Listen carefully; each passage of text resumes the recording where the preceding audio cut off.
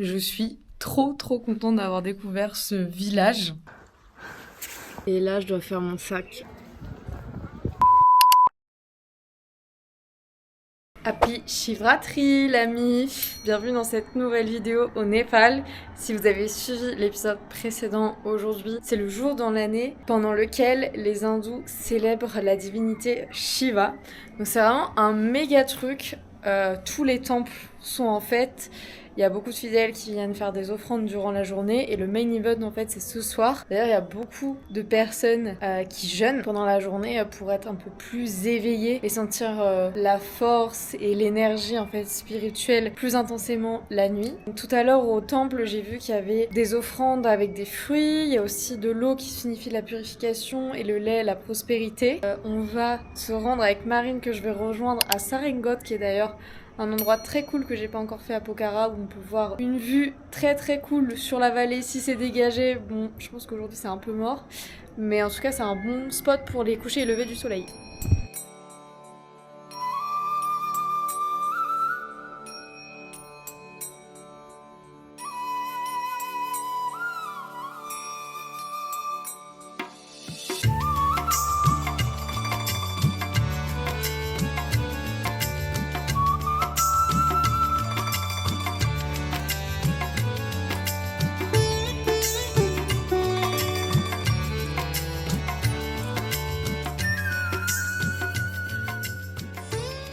Bon, du coup, hier, on a été au temple à Sarengot. Je crois qu'on est arrivé dans un moment de calme parce que pendant toute la journée, les temples, ils étaient en fête. Le soir aussi, ils font des énormes feux, il y a plein de danses, de musique, etc. Mais entre 17 et 18 heures, quand on y était, c'était beaucoup plus calme. Donc on est rentré pas trop tard parce qu'on était en scout. Et en fait, moi, j'étais trop KO pour ressortir. Mais ouais, vraiment, ça commençait à se rassembler dehors, à faire des immenses feux. En fait, les Népalais, ils ont l'habitude de faire des petits feux de rue le soir, mais là c'était vraiment genre des brasiers, genre avec des énormes bouts de bois. Je culpabilisais même de pas y aller. Franchement, après 9 mois de voyage, j'arrive à encore culpabiliser et parfois même c'est dur de sortir de ce schéma de pensée. Je me disais ah mais ça arrive qu'une fois dans l'année, je vais même pas faire un tour, mais en fait j'étais juste complètement genre KO, j'étais lessivée, j'avais plus d'énergie, j'avais pas envie de me forcer. Et dans mon lit, j'étais quand même en train de culpabiliser, donc ouais, parfois c'est un peu compliqué l'état d'esprit quand on manque des trucs. Et là, je dois faire mon sac. En fait, demain, on part en rando et je pense que je vais lâcher la chambre comme ça va me forcer aussi à la semaine prochaine un peu commencer à remettre en mouvement et bouger vers Katmandou. J'ai pas du tout envie. Je sais pas s'il y a une explication scientifique, neuropsychologique, j'en sais rien, de pourquoi c'est si dur de refaire son sac. Genre, est-ce que c'est parce qu'on va quitter son confort et qu'on sait pas ce qu'il y a derrière Est-ce que c'est parce qu'on l'a fait trop de fois Enfin, j'en sais rien. S'il y a quelqu'un qui a une explication pour moi. Je sais que je dois le faire, mais je repousse. C'est dur. Je pense que la rando, je vais pas la filmer, enfin je vais pas la vlogger. Je vais juste prendre mon téléphone. Je vous mettrai sûrement peut-être quelques images, mais j'ai envie un peu de déconnecter. Je ferai peut-être un débrief, mais en tout cas, je vous vloggerai pas comme j'ai déjà fait pour les 2 premiers épisodes. Bon. C'est le bordel. J'ai mis tout sur le lit, enfin tout. Alors voilà. Moi, c'est ma méthode pour y voir plus clair visuellement. Et c'est plus facile pour faire les sacs, sachant qu'en fait, il faut que je prépare mon sac de rando. Donc, c'est pas l'organisation en mode backpack et t'es en mouvement, c'est l'organisation. Il y a un sac qui reste ici et un sac avec lequel tu pars pour la rando. Un peu la flemme de s'y mettre. C'est comme ça de la cruise.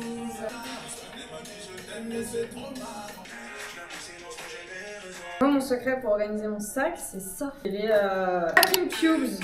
Franchement, si vous voyagez et que vous utilisez toujours pas de packing cubes, je ne comprends pas. Vous aussi, vous retrouvez des trucs en sac à dos. J'ai retrouvé mon deuxième canac, je pense avoir perdu genre il y a 3 mois. Bon, ça avance. Je vais laisser en fait comme ça et je le fermerai ce soir parce qu'il faut que je me change et que je prenne ma douche. Mais je fais des petits tas pour m'organiser. Ça avance. Ah, il faut que j'aille aussi tirer du cash aujourd'hui. Ça, les gars.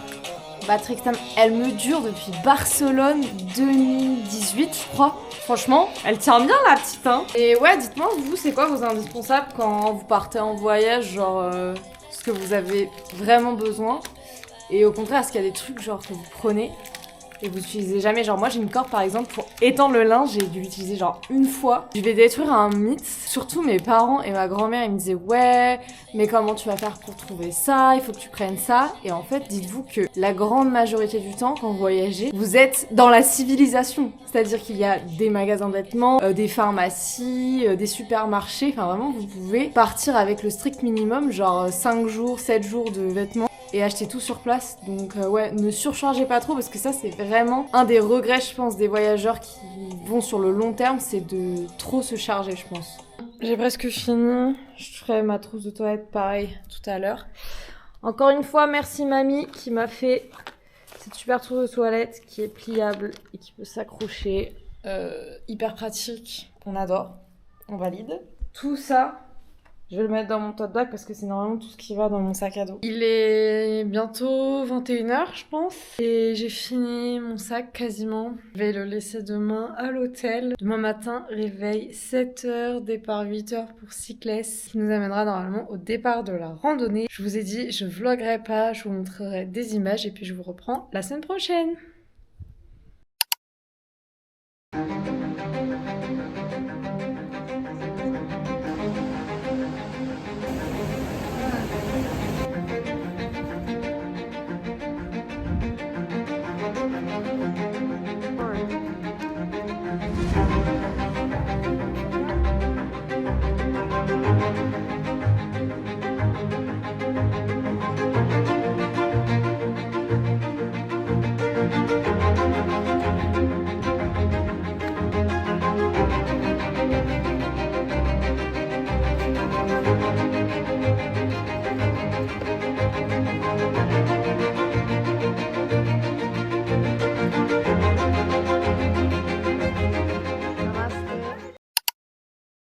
Je vous reprends après la rando, je sais même pas par quoi commencer tellement il s'est passé beaucoup de choses. Déjà, le bus pour y aller, franchement je pense que c'est une des routes les plus chaotiques que j'ai eues depuis le début du voyage. À chaque fois je me dis ouais on peut pas faire pire mais là bon franchement c'était ouf. Parce que sur le retour on a pris une Jeep et je me suis dit mais attends on est passé par là avec un bus. Parce qu'il pleuvait, à un moment la route elle était bloquée, enfin bref c'était folklorique. Mais on est bien arrivé à Cyclès, du coup Cyclès qui est un village Gurung. Les Gurung c'est une ethnie du Népal qui représente à peu près 3% de la population. En fait, c'est globalement des éleveurs et des agriculteurs et ils sont aussi connus pour leur artisanat local. À Cyclès, on a fait un musée et j'ai appris notamment qu'ils faisaient leur tissage avec de l'ortie, du tissage aussi avec du bambou pour leur panier. Et il y a beaucoup de Gurung qui sont des soldats Gourkha et si vous connaissez pas les Gourkha, je vous mettrai une vidéo en description, mais globalement, c'est des soldats légendaires, connus pour leur entraînement vraiment intense, limite inégalé. Genre les mecs qui mettent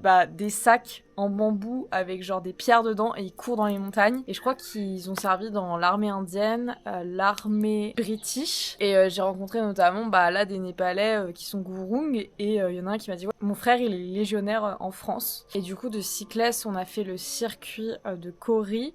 Je vous invite à regarder directement sur mon Instagram où je mets notre itinéraire. En fait, c'était une trace locale, personne connaît, enfin les touristes ne connaissent pas. Il y avait que des Népalais avec nous et en fait, ça a été ouvert par un gars qui a une guest house en fait à Cyclès et globalement, les Namasté guest house dans laquelle on était, tu les retrouves sur toute la trace. Et il nous a dit ouais faites attention, il y a de la neige au-dessus de 3000. On nous a dit dans la deuxième guest house qu'on pourrait pas y aller seul sans guide. Donc quand on vous dit ça, on écoute. En fait, on a rejoint un groupe de personnes qui avaient aussi prévu d'aller à Kori et il s'avère que c'était des moines bouddhistes les gars.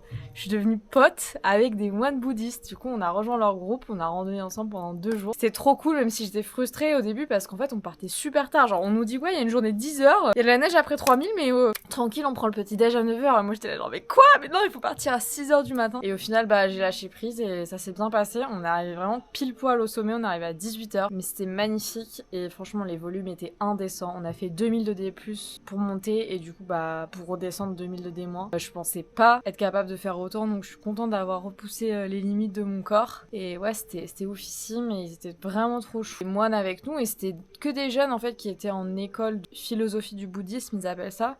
C'était hyper intéressant de leur poser des questions sur leur vision de la vie, de la mort, de l'amour, genre la famille, genre est-ce qu'ils veulent être moines toute leur vie, etc. Et là, je suis dans cet super endroit que je vous montre tout de suite. qui s'appelle Begnas Lake. C'est à 20-30 minutes de Pokhara. Et en fait, je suis dans cet hôtel, je travaille, je leur fais du contenu en échange du coup du logement. La première collaboration, je suis trop contente en vrai, ça fait du bien de... C'est calme, c'est vraiment trop calme. Et j'ai quitté Pokhara, là ça y est, je commence petit à petit à bouger vers Katmandou. Le prochain arrêt sera Bandipur aussi. Un village assez typique et connu au Népal, je vous montrerai tout ça. Pour l'instant c'est repos, repos, repos et repos qui est très bien mérité. Et aujourd'hui, ça fait 9 mois que je voyage, les gars. On est le 5 mars, putain. Le 5 juin 2024, je suis partie de France. J'ai l'impression que c'était il y a genre 3 ans. Et en même temps que c'était il y a pas si longtemps, mais c'est passé tellement de trucs. Trop ouf. Donc je vous dis à bientôt et je vous reprends, je pense, quand je serai à Bandipur.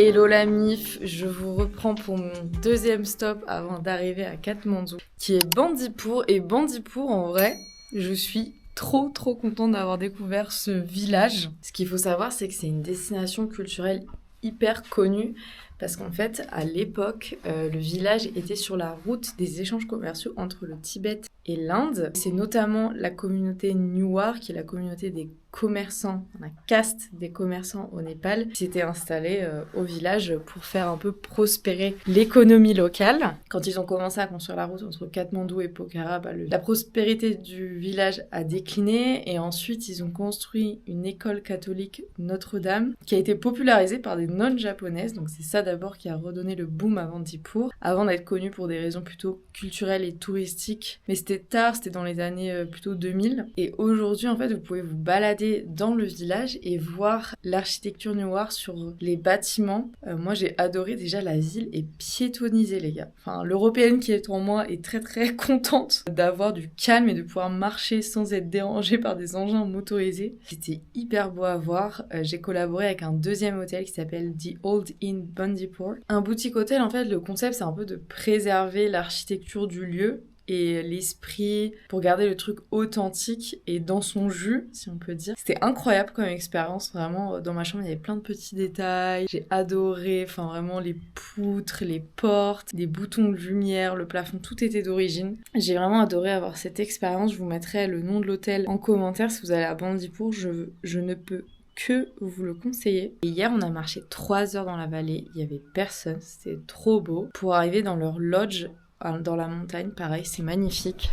Bon, malheureusement, vous ne verrez rien comme moi. Il y a un nuage qui garde en fait les particules de pollution depuis la semaine et ça fait qu'empirer chaque jour. Aujourd'hui, l'objectif est de prendre un bus pour Katmandou, les amis. Ça y est, je me dirige vers la capitale, bébé, avant de commencer mon volontariat la semaine prochaine. Ah oui, et cette semaine, il y a aussi un truc trop cool. Je vais faire le Holi, c'est la fête des couleurs hindoues. Je pense que vous avez sûrement déjà vu des images. Mais ça, je vous le garde pour le prochain épisode. Donc si vous avez kiffé cette vidéo, je vous laisse liker, commenter et partager. Et je vous retrouve au prochain épisode pour le Holi et surtout mon expérience de volontariat dans une éco-farm au Népal. Ciao la mif!